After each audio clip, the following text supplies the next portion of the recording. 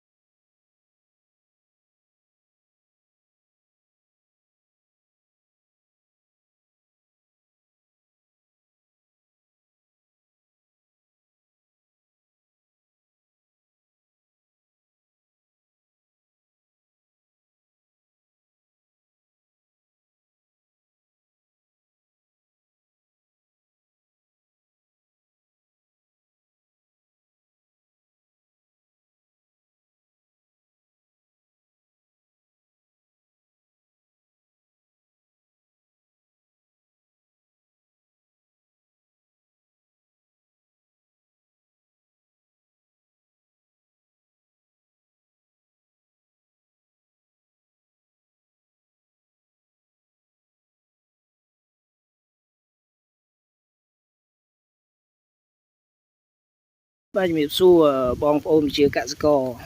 hay miền bong ômខ្លះគាត់ message មកសួរផ្ទាល់អ្នកស្គាល់គ្នាគាត់សួរហ្នឹងគាត់ដាំដូងតិចតួចនៅតាមផ្ទះហើយ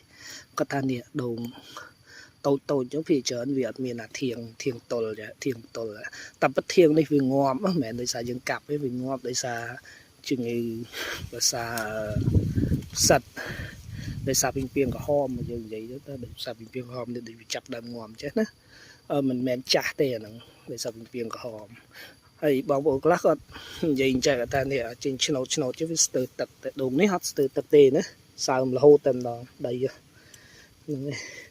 តែក៏វាអញ្ចឹងដែរដោយសារស្លឹកពេលខាងចុងនោះវាត្រូវបានបំផ្លាញដោយ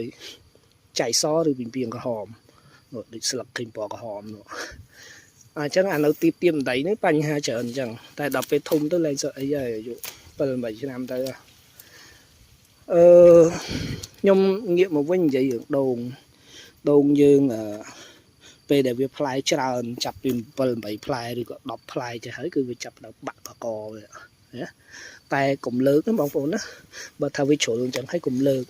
បងប្អូនលើកវាអាចដាច់កន្លែងហ្នឹងអាហ្នឹងវានៅសារធាតុចិញ្ចឹមវានៅរត់មកបានណាបានផ្លែវាអត់បញ្ហាប៉ុន្តែបើកាលណាបាក់កកអញ្ចឹងហើយផ្លែវាក៏ស្ទើររសជាតិដែរដល់វាផ្អែមវាអត់សូវផ្អែមទេណា